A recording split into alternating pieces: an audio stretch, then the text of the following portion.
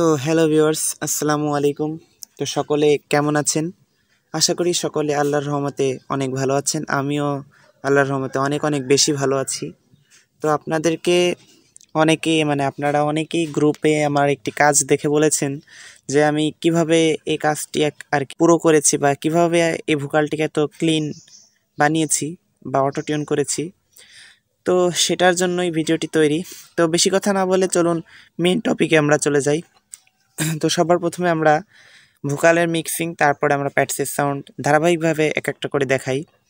এটা just project review, কারণ আপনাদেরকে যদি আমি সেভাবে বোঝাতে যাই যে একটা নাশিদ নতুন করে এডিটিং করব, তো সেই ক্ষেত্রে হবে কি ভিডিওটা অনেক লং হয়ে যাবে এবং আপনাদের মাথা পুরো ব্ল্যাঙ্ক হয়ে যাবে। তো সেই ক্ষেত্রে আপনারা অনেকেই ভিডিও স্কিপ করে চলে যাবেন।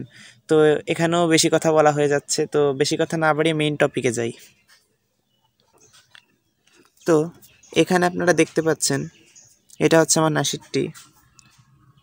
কলিজা দিয়ে তো এখানে একটু কমিয়ে দিই। হ্যাঁ, এখন শুনতে পাচ্ছেন? কলিজা দিয়ে ভালোবাসিও নবীজি, কলিজা দিয়ে ভালোবাসি। তো এখানে আপনারা দেখতে পাচ্ছেন যে এখানে ফ্রিকোয়েন্সি অনেক কাটা হয়েছে, যে আমরা যে পফ উচ্চারণটা করি সেটা কিন্তু এখানে অনেকটাই কাট করা আছে। হ্যাঁ, তো এখন আপনাদেরকে দেখাই কিভাবে আসলে কাজটি করবেন আপনারাও। এবং আপনারা অটোটিউন দেখতে পাচ্ছেন এখানে 68+ আছে। তো এত অটোটিউনের পরও কিন্তু এটা কোনো রোবোটিক ভাইব আসছে না। তো এখানে আপনারা রিভার্বটা দেখছেন, এটা জাস্ট ডিফল্ট একটি রিভার্ব। এটা আপনারা আপনাদের মতো করবেন। এটা মাল্টি এফেক্টস, এটাও আপনাদের মতনই করবেন। লেভেল আর্ট থেকে এখানে 45 ডিবি এবং এখান থেকে 3 ডিবি করে দিয়েছি। এই লেভেল এগুলো আপনাদের নিজেদের মতো করবেন। মেইন যে কাজটি এখানে যার কারণে ভোকালটা তো স্মুথ হয়েছে সেটা হচ্ছে ইফেক্টস ইকুয়ালাইজার, বা যেটাকে আমরা সহজে প্যারামেট্রিক ইকিউ বলি, এটার জন্য। আর যে গ্রাফিক ইকিউটা দেখছেন এটার জন্য। তো এখানে গ্রাফিক ইকিউ 2বার করেছি, তো আপনাদের সুবিধার্থে আমি এটাকে উপরে নিয়ে আসি। তো এখানে আপনাদের সুবিধার্থে এটাকে আমি উপরে নিয়ে আসি। তো উপরে নিয়ে আসলাম, তো এটা দুটো ইকিউর সাথে সাথে থাকলো। তো এখানে আপনারা এটার ব্যান্ড 1, ব্যান্ড 2, ব্যান্ড 3, ব্যান্ড 4 এটার কাজ কীভাবে করবেন আপনাদেরকে বলে রাখা ভালো, যে এটা হচ্ছে লো, এই দুইটা হচ্ছে মিড এবং এটা হচ্ছে হাই। হাইটা যদি আমরা উপরে উঠাই দেই তো কি হবে, স্যাঁতসেঁতে ভাবটা বেড়ে যাবে, মানে যে এরকম একটাই এটা বেড়ে যাবে।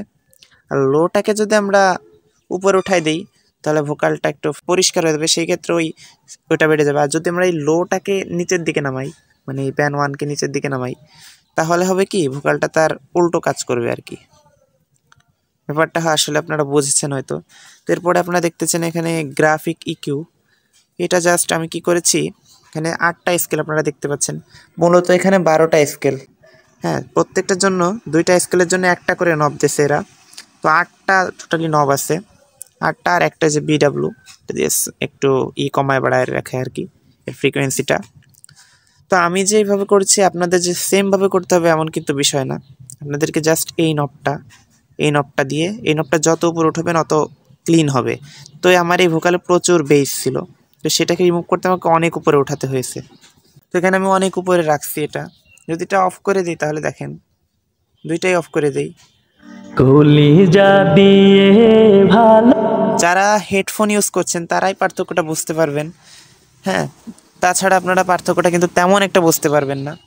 এখানে গ্রাফিক ইউটা যখন অন করি তখন দেখেন কলিজা দিয়ে ভালোবাসি। তো এইটা দ্বারা হচ্ছে ভোকালটাকে চিকন করছি। আপনারা যদি অসুবিধা হয় তাহলে স্ক্রিনশট করে রাখবেন আর এরকমভাবে কাজ করবেন। আমি বলছি না যে আপনারা প্রিসেট নির্ভর কাজ করবেন, মানে আমি যত দিয়েছি এত দিতে হবে এরকমটা না। আপনাকে অবশ্যই আপনার নিজের মতো করে দিতে হবে। সবসময় আমি যেটা বলছি, এই নবটা আর এই নবটা মেইন, এই দুইটা দিয়ে এটা আপনি কখনো নিচের দিকে দেবেন না। নিচের দিকে দিলে হয় কি ভোকালটা আটকা হয়ে যায়। আবার কোনো ভোকাল থেকে বেশি চিকন রেকর্ডের সময় থেকে, তো সেই ক্ষেত্রে আবার এটাকে নিচের দিকে দিতে হয়। এই নবটা আর এই নবটা দেখতে পাচ্ছেন, এটাকে যত নিচে আনবেন তত ভোকাল চিকন হবে, আর এটাকে যত উপরে দেবেন তত ভোকাল চিকন হবে। আবার এটাকে যখন নিচে আনবেন তত ভোকাল মোটা হবে, আবার এটাকে যত উপরে দেবেন ভোকাল অত মোটা হবে, বুঝছেন? তো এখানে দেখতে পাচ্ছেন এরকমটা করবেন আপনারা। তারপরে আপনারা দেখতে পাচ্ছেন এখানে রিভার্ব আরেকবার করছি। তো এটা করছি হচ্ছে মূলত ভোকালটাকে পরিষ্কার করতে। তো এখানে আপনারা দেখতেছেন কম্প্রেসরটা এখানে আমি যা যা করছি আসলে এখানে দেখতে পাচ্ছেন থ্রেশহোল্ড, এটাকে আমি করে দিয়েছি -5.6, রেশিওটা 1:1 এটাই থাকবে। অ্যাটাকটা দিচ্ছি 31.2 ms, এই যে অ্যাটাক। হোল্ড 0 ms থাক। রিলিজ 182.2 ms এটা দিয়েছি। আর লেভেলটা আমি করেছি, লেভেলটা হচ্ছে ভোকাল অনুযায়ী রাখবেন, সাউন্ড বেশি কম। আশা করি আপনারা বুঝতে পেরেছেন এখানে আমি কি কি করেছি। আসলে এত আহামরি কোনো ব্যাপার না, এত আহামরি রেটিংও না, এটা খুবই সহজ। আমরা জাস্ট এটা বড় বড় স্টুডিওতে দেখবেন আপনারা পুরো ইকিউ যেখানে ইউজ করে ওইটাতেও ওটাতেও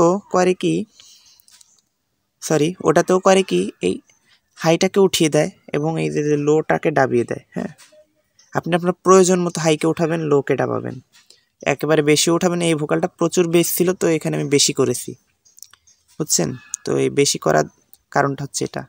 আর যে ইকুয়ালাইজার, তো এটার কাজ আপনারা হয়তো বোঝেন। এই যে যেটা দেখছেন ব্যান্ডউইথের মানে হচ্ছে ভাঁজ করা, কতটুকু জায়গায় এটা যখন বাড়িয়ে দেবেন দেখতে পাচ্ছেন এই যে এই জায়গাতে কিন্তু সম্প্রসারিত, কি বলে এটাকে, একটু উঁচু নিচে হচ্ছে আর কি, সম্প্রসারণী বলে এটাকে। তো উঁচু নিচে হচ্ছে, আর যখন এটাকে একটু কমিয়ে দেবেন অল্প জায়গার ভিতরে ইফেক্টটা পড়বে। আর এটার কাজ হচ্ছে এটাকে আগে পিছিয়ে নেওয়া, এই যে আগে পিছিয়ে নেওয়া। আর এটার কাজ হচ্ছে এটাকে থ্রেশহোল্ডটাকে উপরে বা নিচে নামানো। তো বুঝতে পারছেন, এভাবে করতে হবে। তো এটাকে উপরে কেন করতে হবে? উপরে করতে হবে এই কারণে নিজের ফ্রিকোয়েন্সিটা ধরতে পারেন। এই কারণে এটাকে গানটা প্লে করে দেখবেন কোথায় ক্যাট বা কোনো শব্দ আছে কিনা। যেখানে শব্দ আসবে ওখানে আপনি এটাকে এরকম দাবিয়ে দেবেন। দেখেন, তো আমি বোঝার ক্ষেত্রে বলি, কলিজা দিয়ে ভালোবাসি। দেখতে পাচ্ছেন এখানে শব্দ আছে, তো এখানে আপনি ডাবায় দেবেন। বেশি ডাবানোর দরকার নেই, হালকা ডাবাবেন। এটা 0 করলেন কেন? কারণ হচ্ছে এখানে যখন ডাবাবেন যাতে এতটুকের ভিতরেই থাকে, আর যখন এটাকে বাড়াবেন দেখেন এটা কিন্তু ছড়াচ্ছে আরও সামনে এদিকে। তো এটাকে এই জন্য 0-র ভিতরে রাখবেন, আর এটাকে বেশি ডাবাবেন না, তাহলে আবার ব্লারি ভোকাল হয়ে যাবে। এতটুক থাক। এখন দেখেন কলিজা দিয়ে ভালোবাসি, স্মুথ একটি সাউন্ড। তো যে প্যাড প্রোগ্রেশন, এটা সম্পর্কে ধারাবাহিকভাবে ভিডিও আসবে আরও ইনশাল্লাহ।